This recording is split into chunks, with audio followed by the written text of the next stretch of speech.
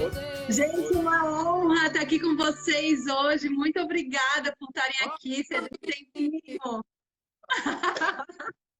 ah. Depois nós vamos falar bastante da Julie. Ah, é? Tem cada mulher pedalando por esse mundo de meu Deus aí que olha, Ai, meu Deus, vou dar pulo da cadeira hoje aqui. sozinhas pedalando, sozinhas não, solo, mas sempre acompanhadas, muito bem acompanhadas. Gente, eu subi o Morro da Mole sozinha da Barra da Lagoa, achei que eu estava arrasando.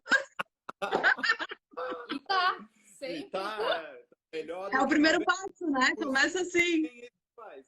dá de 10-0 em quem tá no sofá. É. Boa. Valeu. E aí, como é que começou essa ideia? Bike pelo mundo, hein? De viajar de bicicleta? Pois é. Sim. Assim, Por que de bike, não de avião e pois é, porque seu assim, não convencional? a gente, né, a gente não é mais garoto e garota, né? Nós já temos uma certa idade. Então, e a gente fazia muito tempo por conta de trabalho, de estudo, de família, da vida moderna, a gente não tinha mais pedalado, né? Daí, uns 6 anos atrás, veio na ideia nossa de fazer o caminho de Compostela, né?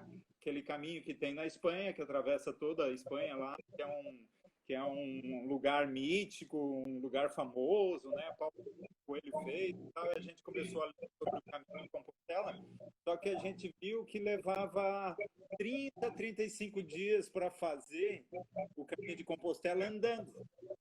E a gente trabalhava muito naquela época, não tinha 30 dias para simplesmente largar o mundo e andar em Compostela. Daí, um belo dia, a gente topou com uma informação que dava para fazer o caminho de Compostela de bicicleta. E era daí só 15 dias. Eu falou, opa, 15 dias já é um tempo que dá para tirar de férias, né? E isso há 6 anos Só que a atrás. gente não pedalava mais desde a infância. Nós não tínhamos nem A gente bicicleta. não tinha nem bicicleta. Ai, gente, que ano isso, só para eu saber? 2013. 2013, final de Não 2013. faz tanto tempo, então. Foi agora. Não tínhamos nem a bicicleta.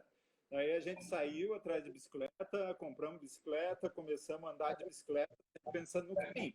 Só que a gente pensou assim, não dá para simplesmente sair daqui, ir até na Espanha e começar a pedalar no caminho sem, né, ter o Sem ter mínimo uma experiência, de né? conhecimento, experiência. Saber mexer na bicicleta, se der trocar um problema. pneu, a gente não sabia trocar pneu, né? Então, Então a gente começou a pedalar para ver o que a gente, né, ia precisar saber, o que é principalmente mecânica, aprender a trocar pneu e o que a gente precisava de equipamento para isso, né? Então a gente começou a planejar executando pequenas viagens para chegar nisso. Daí a gente comprou as bicicletas. Mas vocês faziam treinamentos aqui dentro de Floripa, não?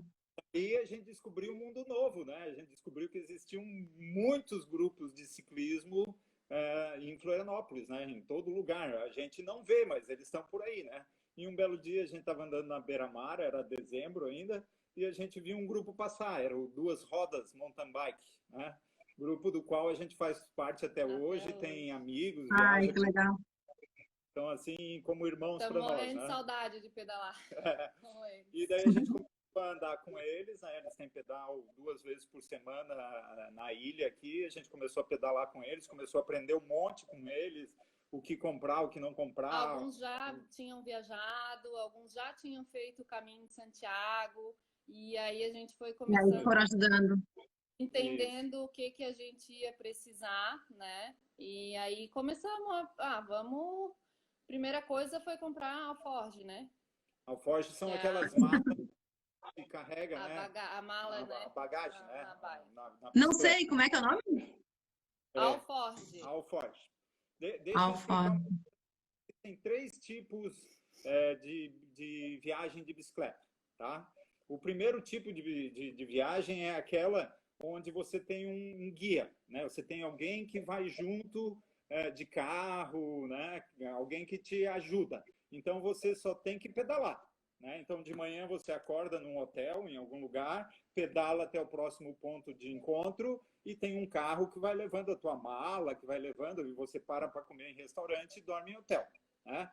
Então, essa é uma viagem de bicicleta guiada. Você só tem que pedalar. O segundo tipo de viagem é o que a gente chama de cartão de crédito, né?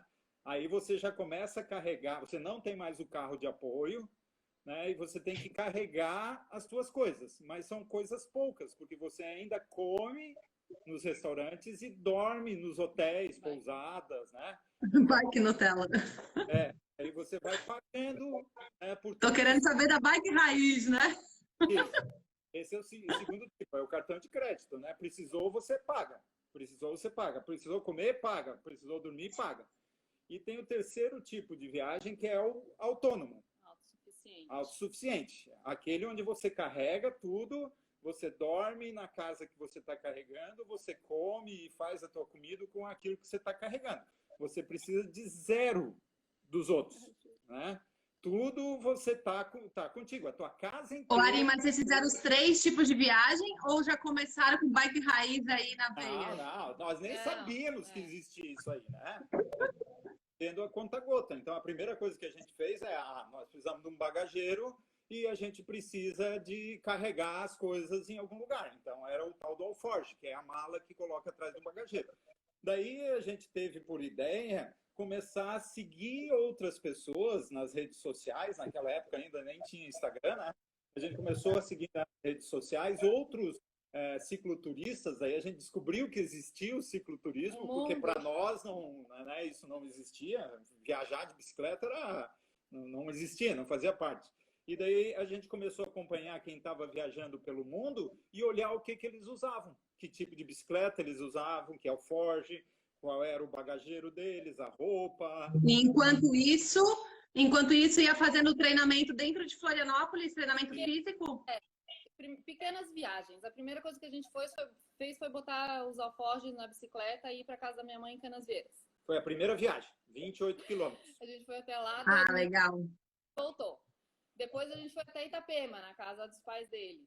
Fomos num sábado até Itapema, pegamos... E sempre sozinho, sempre a 2? Só vocês 2? Não? Nenhuma viagem a gente fez acompanhado. Nenhuma. Daí fomos até Itapema, né? Nossa, Watch Showers, que é? Warm Showers. Warm Showers é uma rede de ciclistas que hospedam ciclistas pelo mundo. É uma rede mundial, onde quem é cicloviajante e tem, ou às vezes nem é cicloviajante, então é ciclista só, né? Não viaja ainda, mas você quer conhecer pessoas, você gosta de conhecer pessoas em lugares, e aí você se cadastra nessa rede para receber pessoas em viagem de bicicleta. Então, quem está passando por Florianópolis, antes de chegar em Florianópolis, quem usa essa rede, pesquisa. Em Florianópolis, quem pode me receber pelo Warm Showers? Que é uma rede onde você hospeda sem cobrar nada, tá? Então, tem o Ari e a Aline lá. Vou perguntar se eles podem me receber daqui a 3 dias, eu vou chegar lá. E aí ele mandou uma mensagem e a gente vai dizer, vai chegar uma pessoa daqui a 3 dias. A gente vai estar em casa, a gente está podendo receber? Bom, beleza, vamos receber. E aí a gente aceita, essa pessoa vem para nossa casa e fica alguns dias aqui com a gente sem a gente... É um aplicativo, Aline? Tem um site e um aplicativo. Né? É todo cheio de avaliação, né? A pessoa que hospeda é avaliada e a pessoa que é hospedada também é avaliada. É um Airbnb de bike, de passeio de bike, então. Isso, mais ou menos isso. Isso. Só que gratuito, solidário. Ninguém paga nada para ninguém nessa história aí. Vocês são os mais queridos do Brasil, casal, é isso? Em Florianópolis. Que legal, eu sou tão sortuda. Gusto vai ter que ser o Warm Showers para poder ir para lá. Como cadastra? É só entrar no aplicativo e cadastrar, Aline? Entra lá, cadastra, né? Se você tem alguma coisa para oferecer, né? Que nem nós aqui, nós temos um quarto, tem máquina de lavar para lavar, tem banheiro com um lugar para colocar a bicicleta. Mas assim, se a pessoa tem só o sofá da sala, ela vai escrever na rede que ela só tem o sofá da sala. Se tu mora numa casa e tu tem só o quintal para disponibilizar para essa pessoa botar a barraca dela, tu vai escrever isso lá. Que legal, gente. Ela vai encontrar. Então, assim, é muito às claras as coisas. e a gente, né, procura deixar claro o que a gente pode oferecer e por quanto tempo a gente pode receber a pessoa também, porque às vezes a gente não pode receber alguém por 15, 20 dias por outras situações, então a gente deixa isso muito claro lá.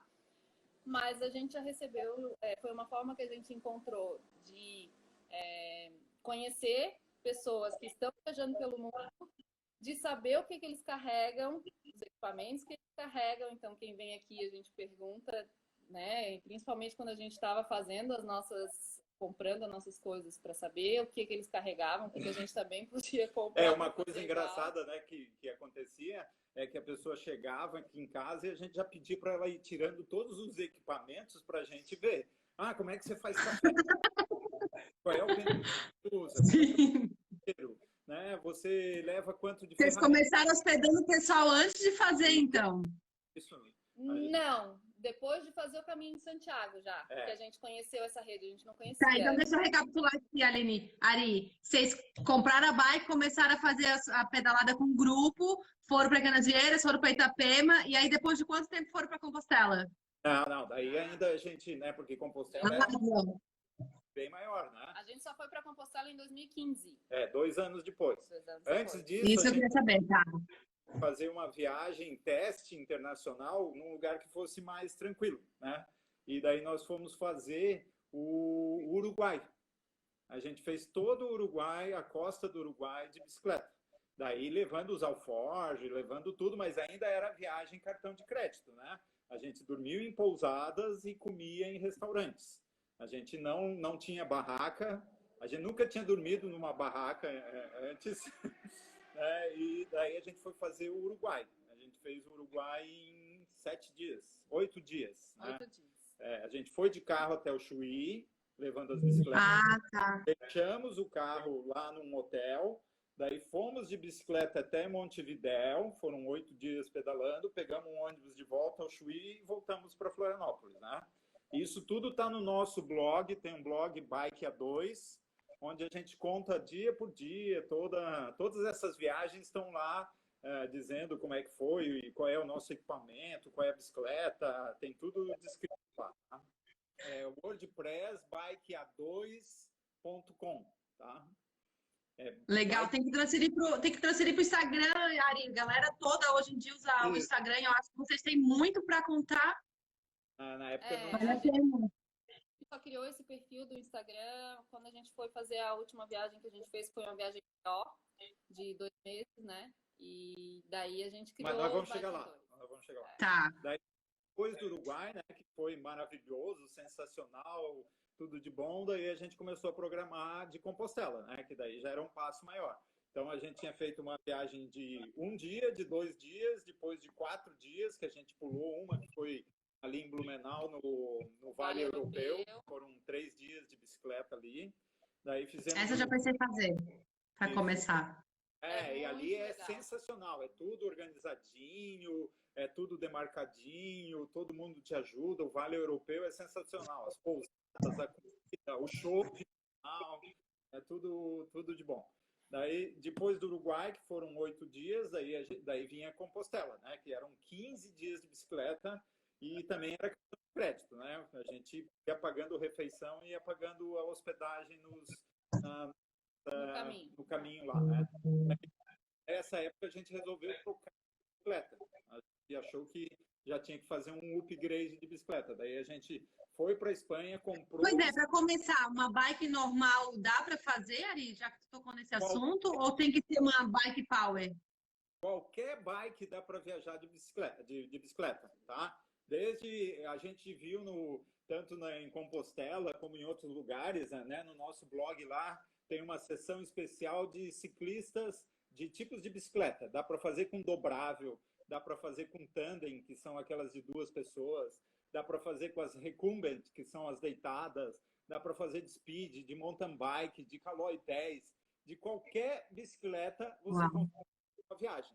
A diferença é que umas você chega inteiro com elas do outro lado e outras nem tanto, né? Então, depende da quantidade de perrengue que você quer passar no meio do caminho. Então, assim, a gente sempre fala que a melhor bicicleta é uma bicicleta, a gente acha, né, que é uma mountain bike, que ela não pode ser muito simples e nem muito avançada. Porque se você está lá no meio de uma viagem dessas e quebra uma peça, você tem que ter posição.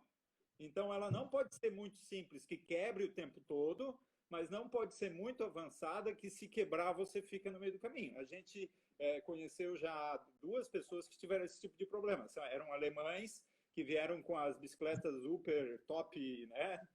A melhor das... Daí a bicicleta é inquebrável, mas um dia chega no dia que tem que repor alguma coisa, né? Então, uma foi uma alemã que parou aqui em casa e ela gastou as borrachinhas do freio e não tinha para vender aquela borracha de freio no Brasil. E daí? Faz o quê? Né?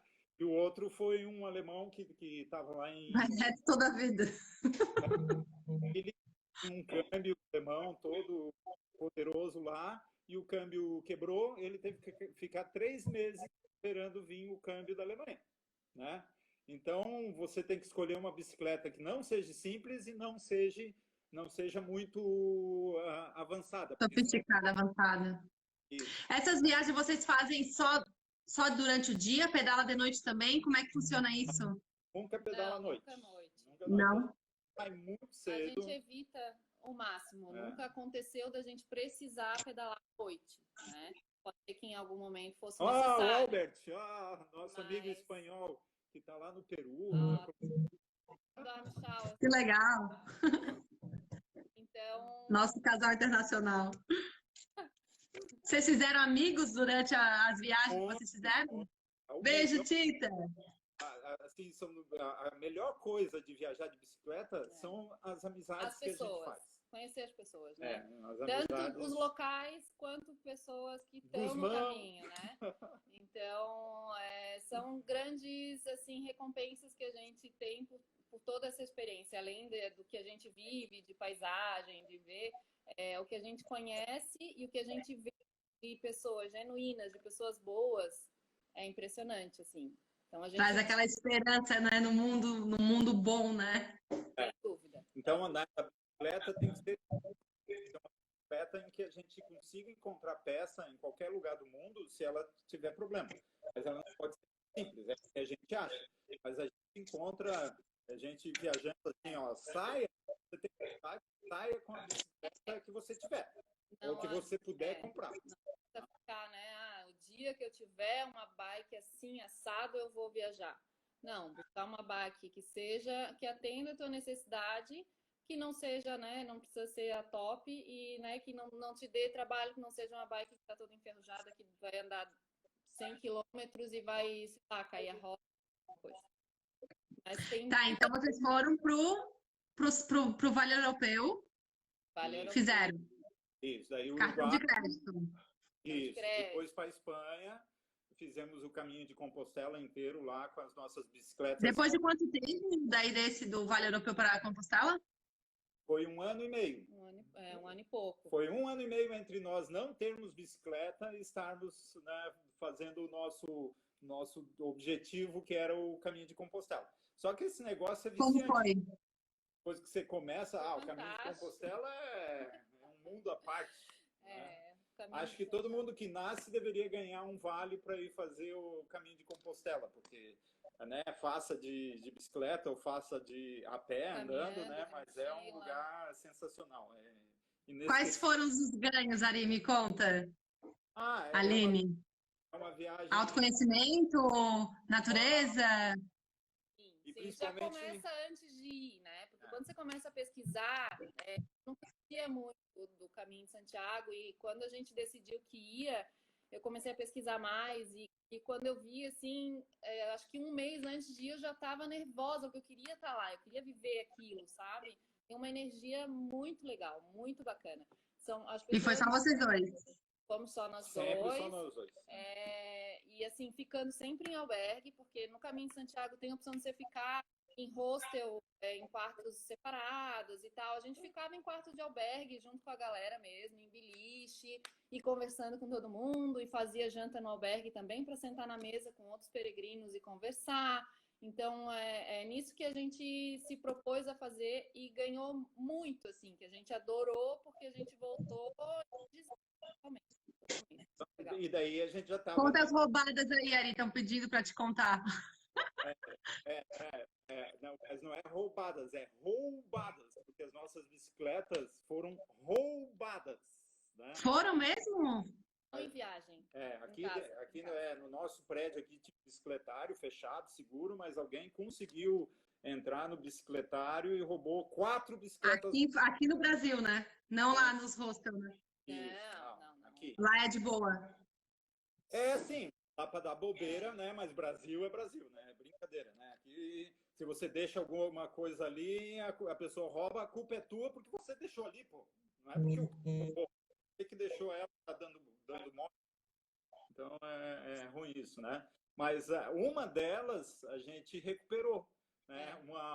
Um pessoal do Bike por Elas, né? Não, do Pedal Rosa. Pedal Rosa. Ai, Pedal Rosa, pedalo com as meninas. Ó, saudades. Viu a bike à venda no OLX e como a gente pedalou em muitos grupos de Floripa e a gente, quando teve a bicicleta roubada, a gente divulgou em Facebook, Instagram, todo mundo replicou. Eu sei que ela reconheceu a bicicleta e mandou uma mensagem para mim dizendo: olha, tava cheio de coisas que a gente tinha comprado. Foi a Silvana? Ai, não foi, não lembro. Alguém do grupo. Quando ela nos avisou que tinha visto a nossa bicicleta, a gente estava na Itália fazendo outra viagem de bicicleta. Que legal! Então... E conta mais, então, sobre as viagens, Ari. Qual que foi o lugar mais difícil que vocês foram de bike? Então, daí a gente está subindo do nível, né? A gente está subindo no nível. Daí, depois do caminho de Compostela, que para nós era uma viagem muito difícil, mas a gente não tinha nem ideia do que vinha pela frente, né? Daí depois a gente foi fazer essa na Itália, que já foi uma viagem um pouco mais curta. A gente não levou as bicicletas para a Itália, a gente alugou lá. Na Europa é muito fácil você alugar equipamento para fazer cicloviagem, né? Porque a quantidade de gente fazendo viagem de bicicleta na Europa é um absurdo, né? Eles têm 9.000 quilômetros de ciclovias na Europa. Nossa. Você consegue ir da Holanda até a Itália ou cruzar da França até a Rússia só andando em ciclovia, né? É um outro mundo, é inimaginável, né? Então a gente foi para a Itália, alugou as bicicletas lá na região da Toscana e fez vários dias de passeio na Toscana. Daí era a viagem assim, né? A gente ficava num hostel, saía para pedalar e voltava para o hostel. Daí saía para pedalar e a gente conheceu todos os lugares ali dessa região da Itália, né, de bicicleta, o que é fantástico, porque assim, quem viaja de carro, ele tem o início e o fim, todo o meio da viagem é perdida em deslocamento. A bicicleta é justamente ao contrário, a viagem é o meio do caminho, você não quer chegar, você quer sair mais, você não quer chegar, você quer viver o meio do caminho, né? Então a viagem de bicicleta ela é muito mais intensa.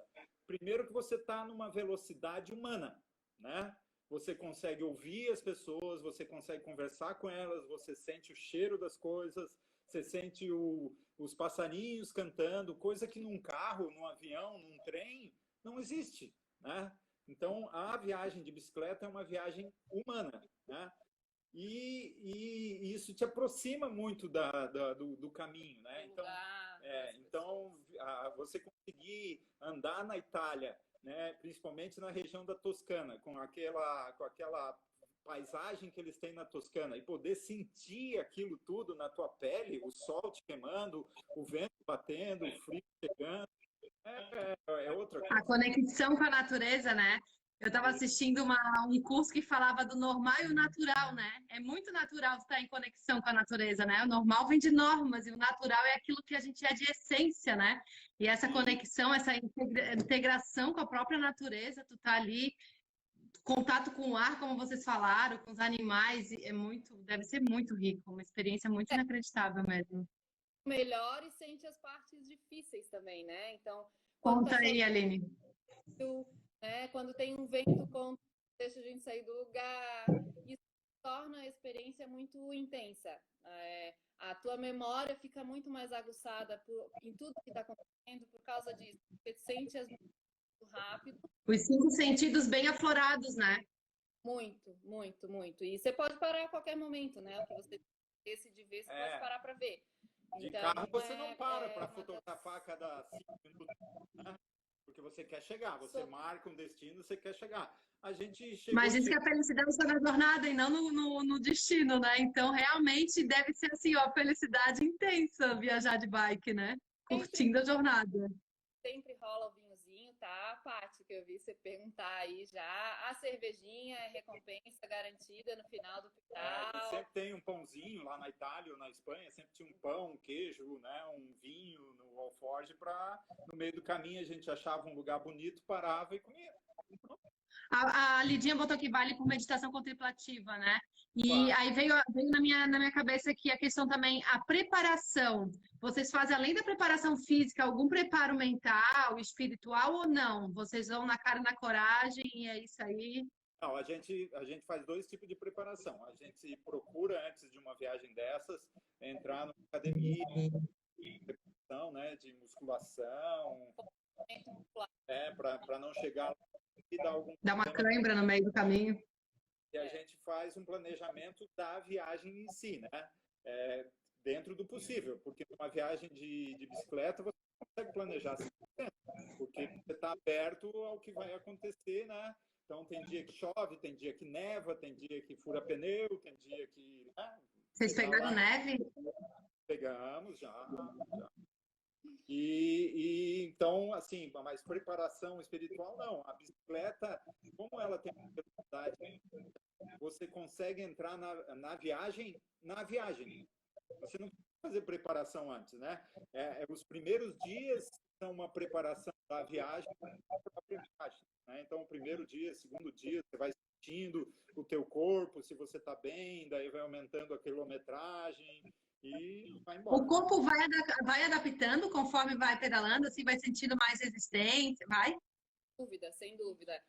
Depois do terceiro dia de viagem, porque no primeiro, segundo dia você sente o peso na bike, sente, né, a quilometragem pesar, porque a gente pedala às vezes 60 quilômetros, 50 quilômetros, que você pedala 100 quilômetros, e aí o corpo sente. Depois do terceiro, quarto dia, não, isso é indiferente. Nossa, e a bunda? No começo deve doer muito, depois se acostuma total. Então, aí tem um detalhe, né? Um detalhe que a gente ia falar quando ia falar de bicicleta, né? Assim, o acessório mais importante de uma bicicleta é o teu assento, é o cilindro da bike. Esse foi o primeiro que a gente foi atrás, investiu, e a gente daí também, né, foi atrás de muita na internet para saber o que eles usavam. Hoje a gente sempre usou, a gente comprou a bicicleta e logo em seguida em inglês, que é o Brooks, que é um banco duro. De cara já dizia assim, ó, para amaciar tem que usar ele por no mínimo 500 quilômetros. 500 quilômetros para amaciar o banco. E não dá para trocar depois dos 500 quilômetros, não? E depois ele vira o teu banco pro resto da tua vida. Pensa de pedalar sentada num paralelepípedo, assim. Só que ele é o melhor banco de ciclismo do mundo para cicloviagem. Eu não uso mais bermuda de ciclismo com esse selinho. Não precisa mais. Não precisa. Porque ele é um banco de couro duro e ele faz a conformação do teu desirê, né, da tua bunda. Ossinhos, e ele vira um sofá com o teu tamanho. Ele se adapta. Entendi. Pronto, aí. Gente, várias coisas novas já. Isso. Depois que cede ali no teu corpo, ele. E daí hoje a gente não sente mais. O banco, né, sentar não é um problema para nós. E lógico, né? Se eu ficar 2, 3 meses sem pedalar nada, sem sentar num banco da bicicleta, no primeiro, segundo dia eu vou sentir. Nós. Primeiro também, como já é, né? O corpo tem menor, então já é uma região que se oxigena rápido e aquilo ali melhora. Então. E aqui eu queria falar da primeira pessoa, falar o nome dela aqui, né?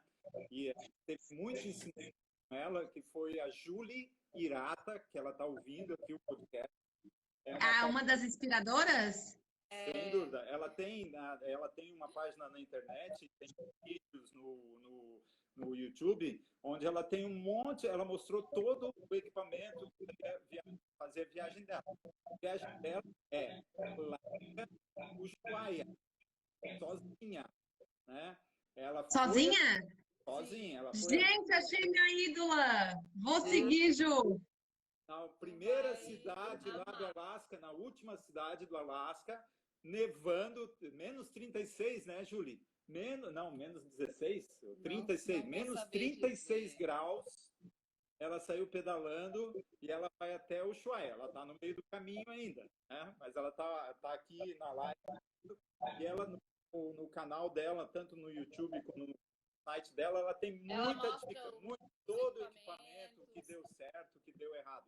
Julie Hirata. E a gente já teve o prazer de hospedar ela aqui em casa pelo Warm Showers também. É brasileira, Julie? Sim, paulista. Isso. Paulista. Julie, vamos conversar, Julie. Quero saber mais também. Ela é uma pessoa assim super normal, tá? Então, se você mandar um WhatsApp para ela, mandar uma mensagem, ela vai te responder, principalmente se for mulher, porque ela adora ajudar as mulheres. Incentivar. Né? Então, né? Não, e eu ia parabenizar muito a Aline por estar pedalando. É incrível porque, sei lá, uns 5 anos atrás não tinha muita mulher pedalando que eu conhecia, que eu visualizava. Hoje em dia eu acho que mulherada foi à frente também na bike, mulherada tá muito de parabéns, né? Eu tenho muito orgulho e admiração. E viajar de bike. Obrigada, sou bebezinha. Tem muita mulher, assim, massa pedalando por aí. A gente tem uma lista aqui de um monte de gente que a gente, né, vai falar no nome delas, e são umas 10 pessoas. 2 são homens, o resto é tudo mulher. É mulher que está na estrada, geralmente sozinha. Né? E pedalando sozinha, gente. A questão é que a gente é capaz, né? Então, e o mundo não é um bicho de sete cabeças. A gente está na estrada, a gente vê que tem muita gente legal, muita gente bacana. Não é, né, não é nada difícil de outro mundo ver mulheres conquistando espaço aí. Daí, depois que a gente voltou da Itália, né, o nosso nível já tinha subido um pouco. Daí a gente sempre teve vontade de conhecer a Patagônia. Daí nós caímos no erro de ler um livro, que é do Guilherme Cavallari, que conta sobre uma viagem de bicicleta pela Patagônia. O nome do livro é Transpatagônia, os pumas não comem ciclistas. Né? Daí a gente leu esse livro aqui e nós tivemos 2 sentimentos. Um, deslumbrado, né, porque é um lugar do planeta único, não tem outro lugar igual à Patagônia, só que é um lugar muito difícil. Muito difícil. Difícil em que sentido? Todos os sentidos, porque ele é inabitável, né? Qualquer lugar é longe, o frio é extremo, as estradas são péssimas, só que o lugar é lindo. Lindo. É um local inóspito, né? Tem muitas partes aqui onde a gente passou 4 dias sem ter um ponto de apoio, sem ter uma casa, sem ter um bar, sem ter uma pousada. Então, assim, a gente teve que se preparar bastante para encarar isso, né, de uma forma tranquila, porque para mim era muito assustador. Não tinha nem barraca. Né? E essa é uma viagem que o livro, na primeira página dele, ele já diz, ó, essa viagem você tem que ir autossustentável, você tem que carregar tudo. Só que daí nós por 1 ano a gente abortou essa viagem, porque ela era muito além daquilo que a gente tinha condições de fazer. A gente não tinha barraca, não tinha saco de dormir, não tinha fogareiro, a gente nunca tinha feito uma comida em fogareiro, né? Daí, depois de uns 6 meses, assim, aquela ideia voltou na cabeça, assim, não, vamos começar a preparar isso aí, né? Se eles fizeram, e se tem um monte de gente fazendo, a Ada Cordeiro fez, né? A Carol Emboava fez, que são outras mulheres que andaram pela Patagônia lá, falaram, porque se elas fizeram, por que não conseguem fazer? E daí saiu comprando, né, equipamento. Fomos ver qual era a barraca ideal, qual era o saco de dormir ideal, o fogareiro, falamos com o Olímpio e com a Rafaela. Olá, Marquito, tudo bem? Célio, um monte de gente entrando aí. E daí nós fomos comprando o nosso equipamento para a Patagônia. Tá? No verão, temperatura média de 5 graus no verão. No verão, 5 graus. Isso. A média, né? Porque a gente pega de 5 até 10, 12. Foi lá que vocês pegaram as neves? Isso. Daí a gente começou a se preparar. Daí a gente pensou assim, qual é o lugar mais parecido que a gente tem aqui no Brasil com a Patagônia? Né? Ela falou, os canyons brasileiros. Onde pudéssemos treinar, levar toda essa bagagem, porque a gente nunca tinha tido tanto peso na bicicleta. A nossa bicicleta... E é muito morro, tem muita subida, não? Sim. Todo dia... Sim, bastante. Você conhece a Rio do Rastro, né? Todo dia uma Rio do Rastro. Nossa! A estrada, assim, algumas partes de asfalto, mas muitas partes de estrada de chão com pedra. O que a gente fez? A gente montou o nosso enxoval e disse, agora vamos para os cânions lá parados da serra, vamos no cânion espraiado, vamos pegar essa região aí para passar explorar um pouco. E só a roubada, né? A gente só queria pegar a estrada ruim, com muito morro, só perrengue, levando a barraca. Também, porque outra coisa é lá, dias sem ter uma estrutura. Isso significa sem ter um banheiro, sem ter uma cozinha, sem ter um chuveiro. Um chuveiro. Então, a gente tem que aprender a lidar com isso, né, nessas situações. Então, a gente tinha que experimentar isso também. Antes de ir pra lá. E aí foi onde a gente... E chega a sentir dor, Aline? Dor de cansaço, dor de neve, dor de frio? Não. Não? Lembre, assim, de cansaço, não. Mas de frio, eu cheguei a ter uma situação, assim, difícil de pré-congelar o meu dedo do pé. Chegando no Ushuaia. Então, isso foi um perrenguezinho aí de 3 últimos dias da viagem. Daí vamos contar como é que fez todo esse treino das viagens aqui nos cânions, né? Então, a gente foi para a Parada, também subindo as serras todas de bicicleta carregada. Então, subimos a Rio do Rastro, subimos a todas as serras que tem ali, descendo o Corvo Branco, dormimos nos cânions, tudo de bicicleta, sem carro, né? E levando daí fogareiro, comida, saco de dormir, barraca, fizemos o treino. E daí marcamos a nossa viagem para a Patagônia. A nossa viagem na Patagônia, na verdade, começou em Mendoza, porque o Dr. Israel Kaufmann, né, que é outro ciclista que andou pelo mundo todo aí, nos deu a dica de fazer a travessia dos Andes. Então, a gente foi para Mendoza e foi pedalando de Mendoza até Santiago do Chile. Então, a gente saiu de 800 metros, foi a 3.300 de altura e desceu do outro lado até Santiago. Né? Gente, acabou a entrevista. Meu Deus! Foi incrível. Foram 500 quilômetros, né? A foto que a gente divulgou é dos Andes, lá que tá com neve, não? Não. Lá eu soltei, bem já no sul da Patagônia, que é um lugar que é muito conhecido para trekking. Chama El Chaltén e é a capital do trekking, né? Mas, tem muito ciclista também, porque é uma rota, quem está fazendo essa rota, né? De passar a Patagônia e chegar no Ushuaia, passa por ali. Existe uma rota de cicloturismo chamado Transpatagônia ali, ou a carreteira, né? Que liga o sul do Chile até o final do Chile lá, né? E isso faz parte de uma rota que vai do Alasca até o Ushuaia, que é o que a Júlia está fazendo, né? E ali é muito ciclista, muito, muito, muito. Então, assim, não passava 2, 3 dias sem a gente encontrar alguém que estava pedalando do Alasca ou do México, ou do Peru até o Ushuaia. E tem espaço para pedalar, assim, não é competindo com os carros que nem aqui no Brasil, então? Não, assim, os carros estão na mesma estrada, muitas vezes não tem acostamento, porque é uma estrada de chão, né? Mas eles respeitam muito, muito. E tem muito ciclista, tem mais ciclista do que carro ali. Esse trajeto de Mendoza para Santiago é um pouco mais perigoso, porque é uma rota de caminhões. Tem muito caminhão ali. O acostamento, em boa parte, é pedrisco, não é o acostamento de asfalto. já sabia disso, né? Pesquisando antes de ir, a gente levou retrovisor, né? Espelho retrovisor, e a gente ficou muito atento, mas a gente deu sorte porque a gente passou por ali no dia, entre o 21 e 25 de dezembro. A gente chegou no topo da cordilheira dia 25 de dezembro, que é Natal. Então, o tráfego estava muito leve, não tinha quase caminhão. Então, isso Mesmo foi legal. 25 de dezembro, aqui no Brasil deveria estar 45 graus, nós pegamos 0 graus lá em cima da cordilheira e neve no outro dia. Que legal. O que vocês levam além da bike? O que vocês levam numa viagem dessa, cicloviagem raiz? O que vocês levam? A bike, barraca?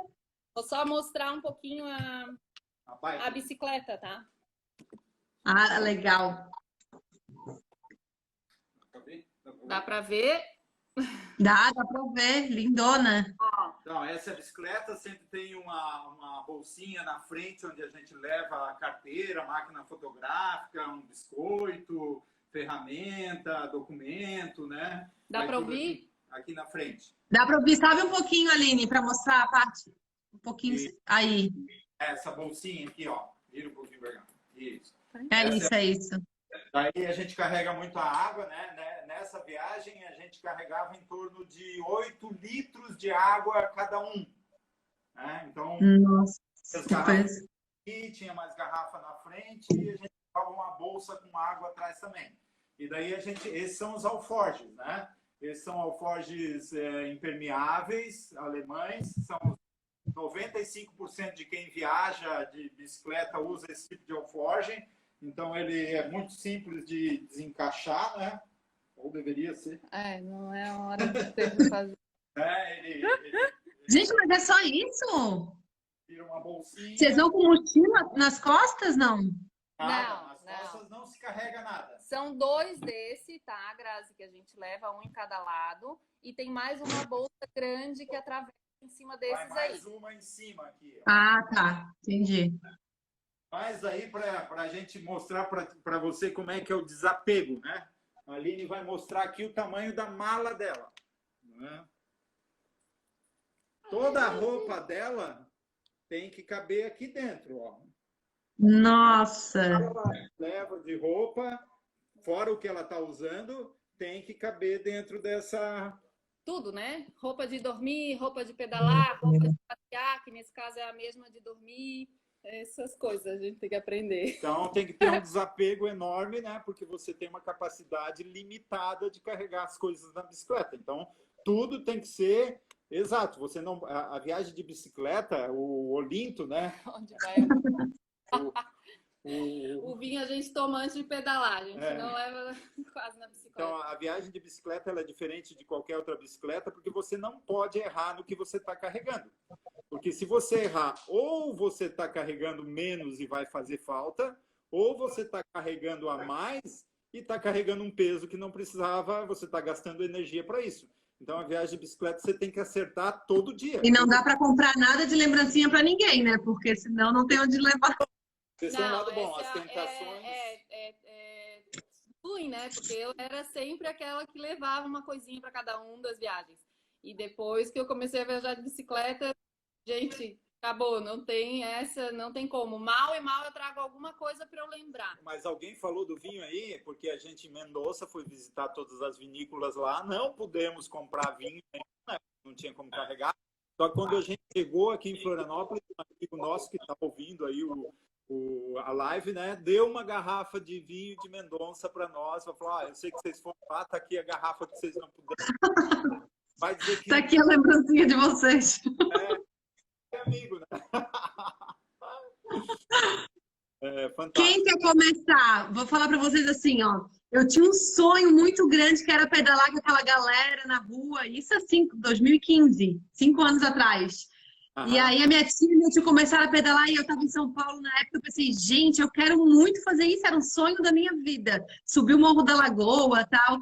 Aí quando eu voltei para Floripa, comprei a bike e comecei a pedalar. Hoje eu digo para vocês, é um sonho da minha vida fazer uma viagem de cicloturismo de bike. Como começar? Quem está assistindo a gente? Quem tem uma vontade? Como começa? Qual o primeiro passo? a gente fez, marcar uma viagem simples, pode ser uma viagem com um carro de apoio, né, com alguém levando a bagagem e vai até Itapema, até Camboriú, até Blumenau, até ali na Santa, né, como é que é? A Santa, a Madre Paulina, até Blumenau. Já fui. Então, vai até Urubici, ali em cima em Urubici tem muita pousada, né? Vai de São Joaquim para Urubici, desce o Corvo Branco.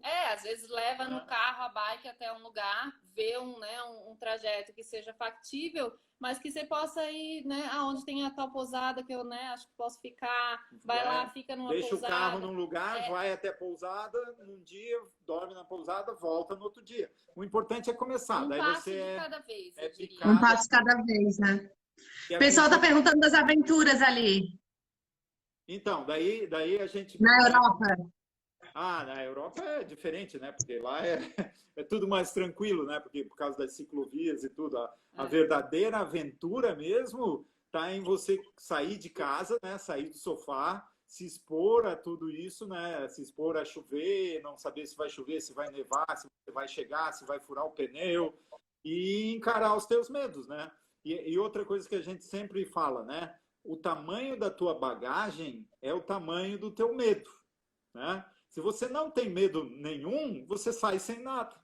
Você sai com a bicicleta. Tá leve. Agora, se você é muito uma vida para explorar, né?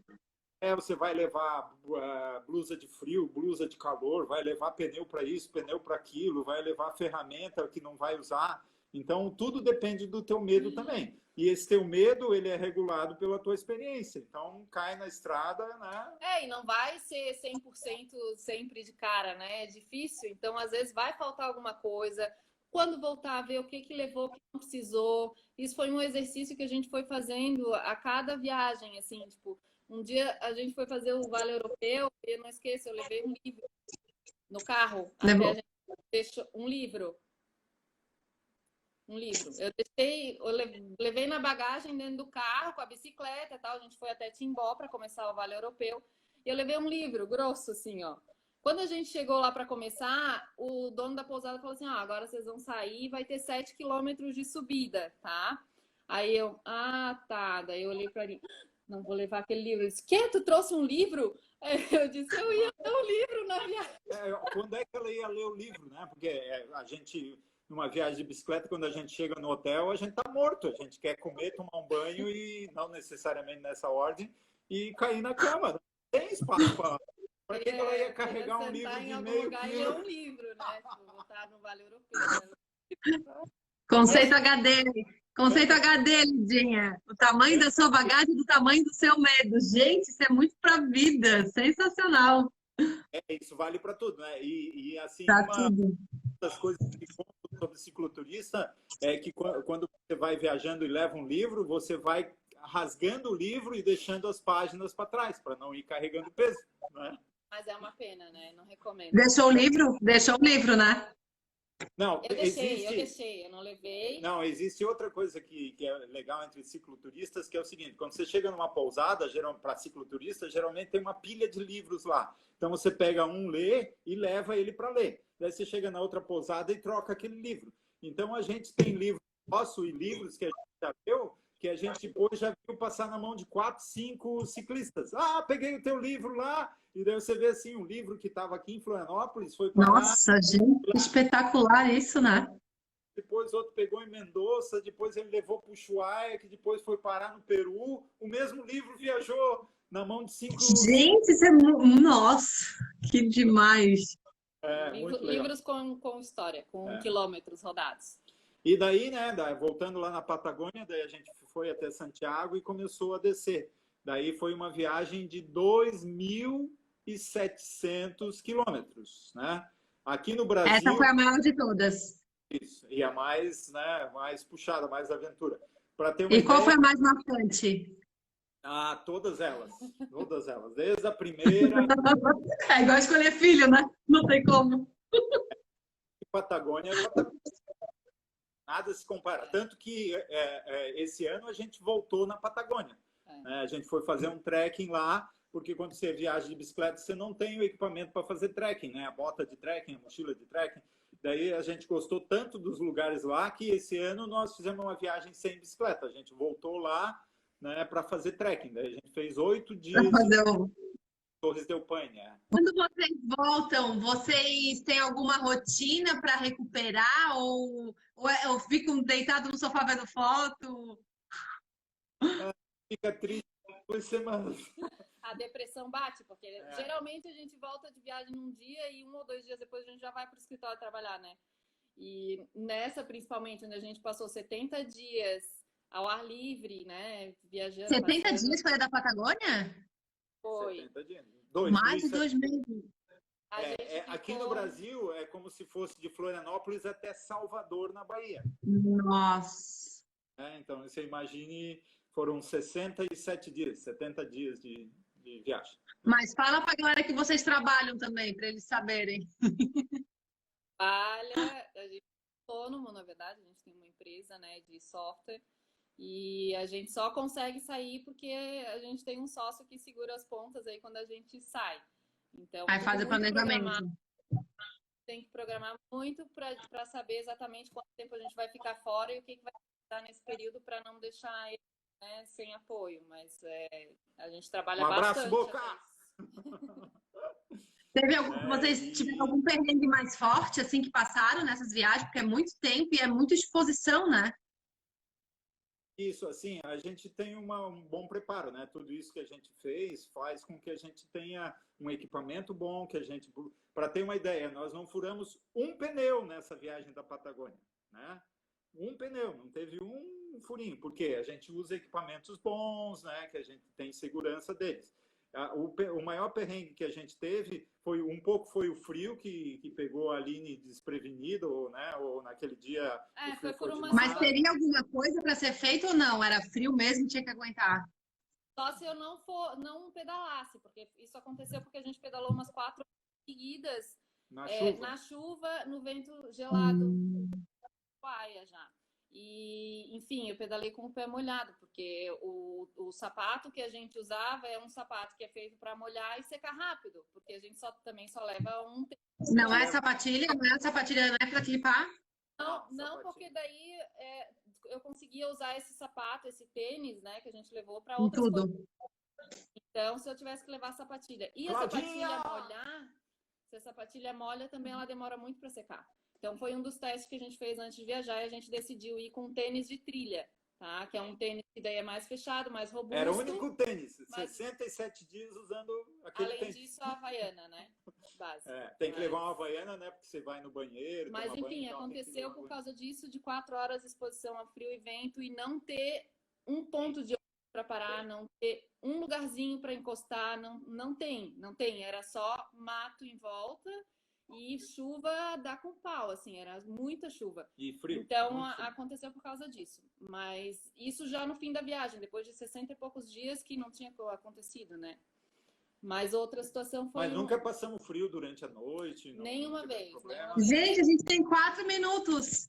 Isso. Então, né, eu queria citar algumas pessoas... Passou assim, ó, voando. O Elton Xamã foi um outro cicloviajante que a gente encontrou. Ele hoje mora em Florianópolis, morava antes em Bonito. A gente encontrou ele subindo as serras dos Canyons ali. O Elton Xamã. A Júlia Irata é esse que tem que seguir. A Tânia Constante é outra ciclista que aprendeu um pouco com a gente. Ela ia nas nossas palestras, saiu para dar uma viagem de volta ao mundo. Ela está voltando hoje para Florianópolis. Ela estava na Turquia, depois de ter pedalado o Japão, Índia, se apaixonado, Vietnã, e daí estava parada na Turquia.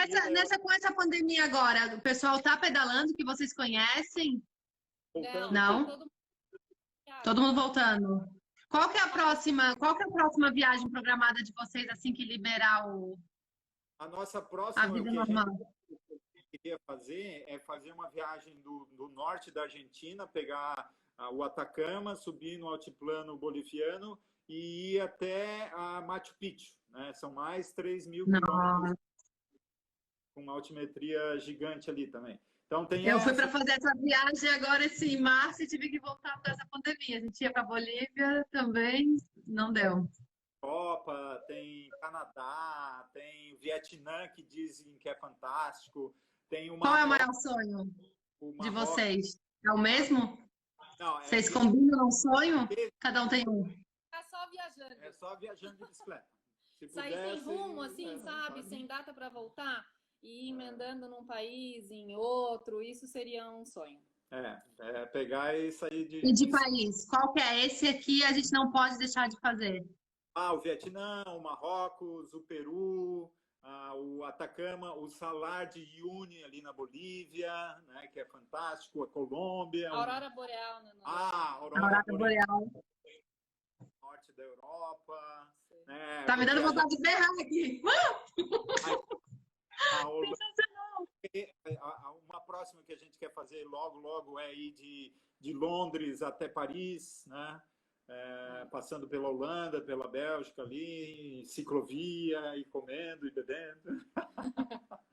Assim, vocês usam fone ou não? Vão curtindo?